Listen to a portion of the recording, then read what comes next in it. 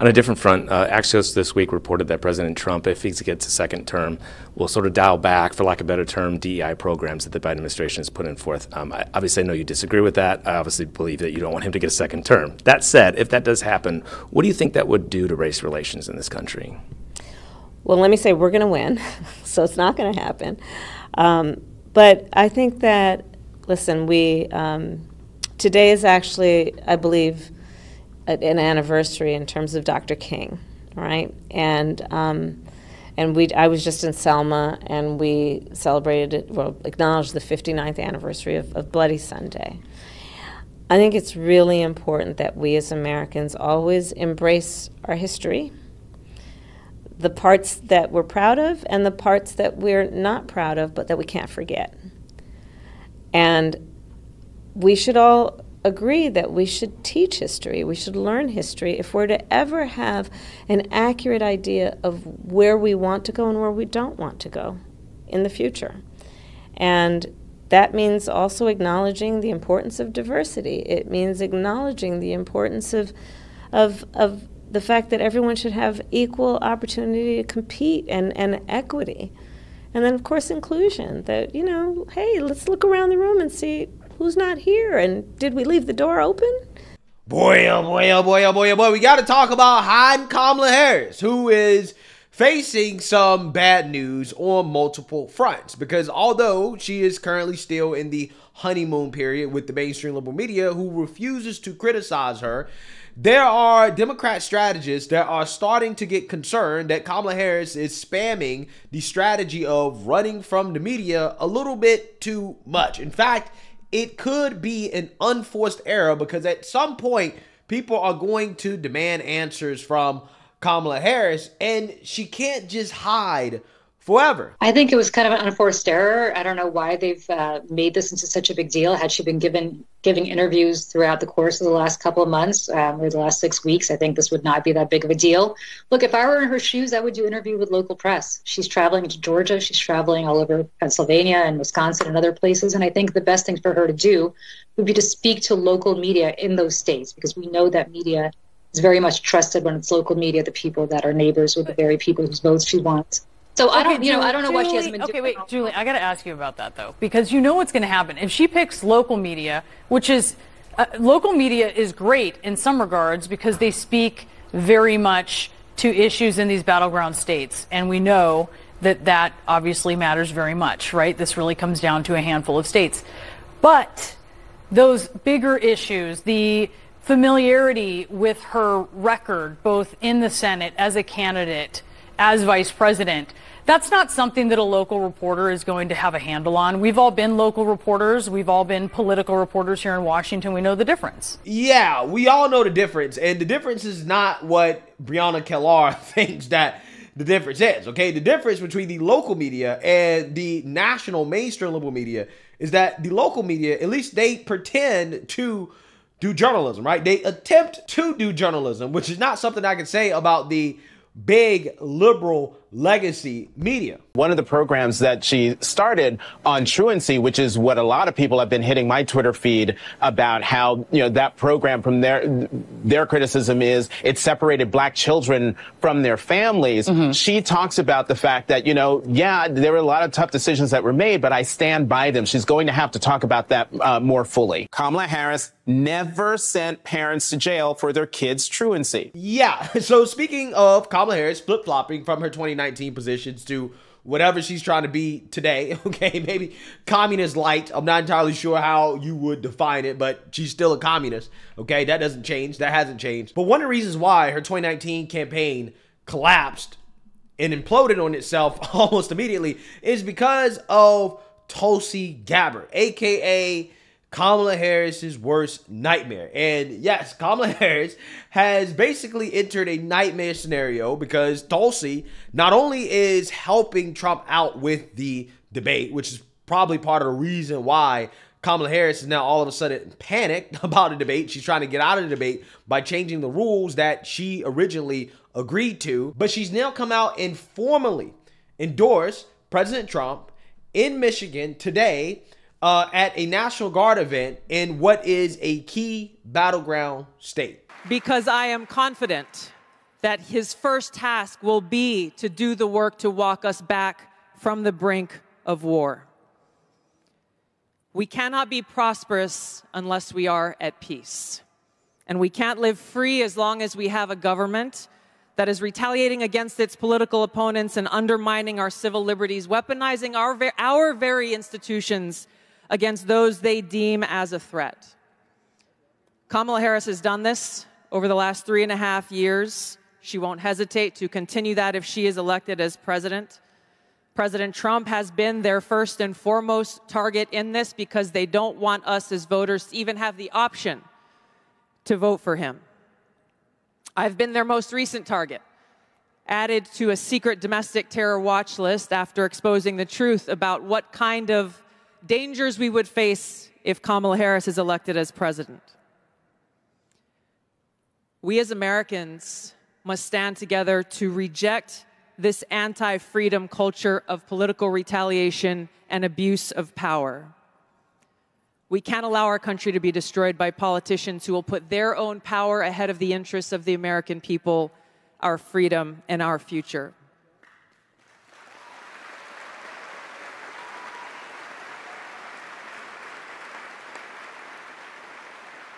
I am proud to stand here before you today, whether you're a Democrat, a Republican, or an independent.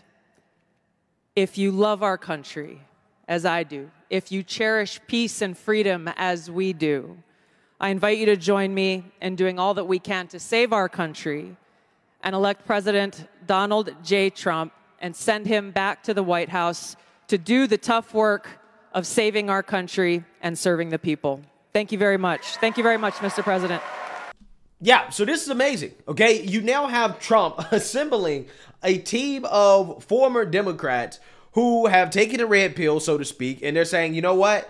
I might not like everything about Trump, but his agenda and what he represents is much better for this country and for the world as well, too, than the Kamala Harris campaign and what the Democrats are trying to do, right? The vision that they're putting forth for the country, okay? And you see people like Tulsi and the RFKs of the Democrat Party coming over to the pro-Trump MAGA Republican Party because of the anti-war stance, okay? And the fact that the American people are just getting fed up with the military-industrial complex continuously getting us into these endless wars that are running up the national budget, right? That's one of the reasons why we can't do anything about the debt/deficit crisis is because we do a whole lot of military spending, right? We do a whole lot of giving away money overseas, okay? So when you have people like Tulsi, people like RFK coming over, not only are they going to positively influence Trump when it comes to certain issues, like, again, for example, foreign policy,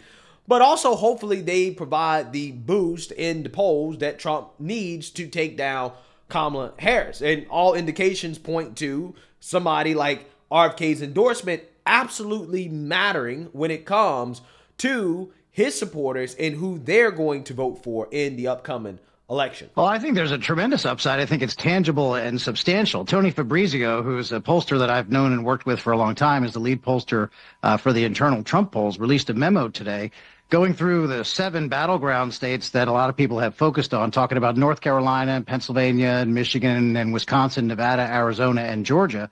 And in every single one of those 7 battleground states, all of these RFK voters, RFK Jr. voters, break towards Trump. Some of them, Trump is getting 2/3 of the RFK voters, and he's getting about 4%, 3% in these states. And in a state like Pennsylvania, where it could well come down to, tens of thousands of votes, a half a point or 3/4 of a point, that may well make the difference in who the next president is. A lot of people have said that Pennsylvania is going to be the key for Kamala Harris. Democrats cannot win the presidency without Pennsylvania. That is the conventional wisdom. If RFK Jr. makes the difference in other states and Pennsylvania, it really could spell the difference in this campaign. Yeah, this guy's 100% correct, okay? And the reason why you know that he's 100% correct is because Kamala Harris herself knows, her campaign knows, the Democrats know, because apparently they are trying to pay off Kamala Harris's opponents to the left of her to drop out of the race because they are taking away votes from her. valuable votes that Kamala Harris needs to win states like Michigan and Wisconsin that have these large Arab populations that are voting based off Israel and Palestine. And this is why Kamala Harris and Democrats are behind closed doors panicking over people like Cornel West and Jill Stein still being in the race, especially considering how RFK has now dropped out and given his support, thrown his endorsement behind Trump. And can you specify, if you can, you mentioned offering positions, resources. Were you offered a position in the Harris administration? Any financial incentives to drop out? Oh, I mean, there was definitely various kind of offers. I won't go into concrete details of it. I really won't, because I don't even want to make that the focus. Well, let's just say they did not offer you the janitor's position. They offered you something relatively high up. Well, I don't think it was that high up, because believe me, brother, the highest position in the empire, they can't say a word about genocide. For me, it's just a place in Dante's Inferno, man. And that's the lowest litmus test of morality, to oppose genocide. And when you deny genocide, when you actually enable genocide, that cannot be the only option to fascism. Right. Did they just one more on this? Did they offer you? Did they offer you a cabinet position, a lower position, and offer to pay off any of your campaign debt? Well, they offered serious substantive conversation about all of those that could lead toward some real Gotcha. You know. Yeah, so I found it to be fascinating, especially how the rumors are that RFK had reached out to the Kamala campaign to negotiate some type of dropout, and Kamala basically told RFK to kick rocks. Now, could this be because most of RFK's supporters would support Trump now? I'm not entirely sure, but what I do know is that Kamala Harris, at the very least, does not feel so comfortable with how things are currently going that she is completely ignoring any third-party candidates and the idea that they could take away votes from her, because apparently she has reached out to people like Cornel West, maybe even Jill Stein, to, hey, let's make a deal, right? Drop out, okay? Because these people are specifically targeting the far left, okay? And Kamala Harris, who is a far left progressive, that's probably her core audience of people that she can really appeal to. And when you have others competing for that vote, that could be a big deal, especially when you're talking about a race that most people agree will come down to the margins. And allegedly, behind closed doors, the Kamala Harris campaign in their own internal polling are not feeling as good about their chances as the national polling would suggest. In fact, the top super PAC associated with the Harris campaign has let it be known to some reporters that their internal polling is, in their words, a little less rosy than some of the public polling. Some other Democratic polling firms that I've talked to in the last couple of days say the same. They say the battleground states are virtually tied. In a lot of the public polls right now, we're seeing Harris up a few points, often within the margin of error. They're suggesting it's a little closer than that. And as we well know, polling has been pretty off the last couple of cycles and in favor of, on Election Day, Republicans being undercounted in the polls, therefore doing better on Election Day. Joe Biden was up by several more points in the polls they ended up winning by 4 years ago. So believe me, Democrats coming out of Chicago, they feel really good. The vice president is going to be on the road some next week, also beginning the debate prep. They feel like they have the wind at their back, but there's a lot of work ahead because this race is going to be decided most likely by a razor-thin margin, despite how flailing Trump seems to be at the moment. It's going to be close. And Chris Matthews, I remember the Real Clear Politics average in 2020 in Michigan going into Election Day was Biden +9. There were polls that showed Biden winning Wisconsin by double digits. Of course, everybody thought that Hillary Clinton was going to win. I talked to her pollsters after they exit polls at 6:30, 6:45, and they said the question is whether we win 6 or 7 swing states. Everything's looking great for us tonight.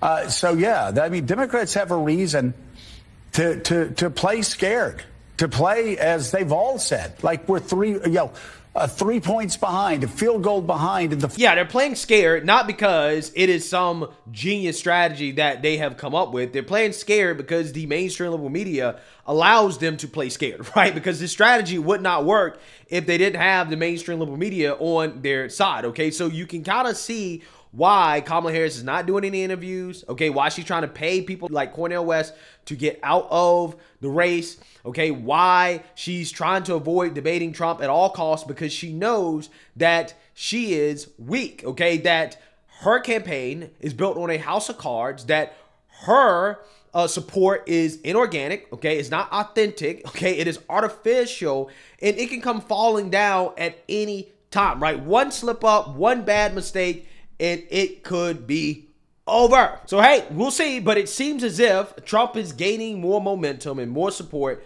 as he assembles what appears to be the dream team around him, right? It's like the Avengers coming together, okay? You got Trump, Tulsi, RFK, JD Vance, Vivek Ramaswamy, Elon Musk. Trump is assembling probably the best team that I could imagine as of right now to surround himself with, to take on the left, and to hopefully crush Kamala Harris in this upcoming election. So let me know what you guys think. Make sure you like, comment, and subscribe. Most importantly, share a Black conservative perspective. Peace.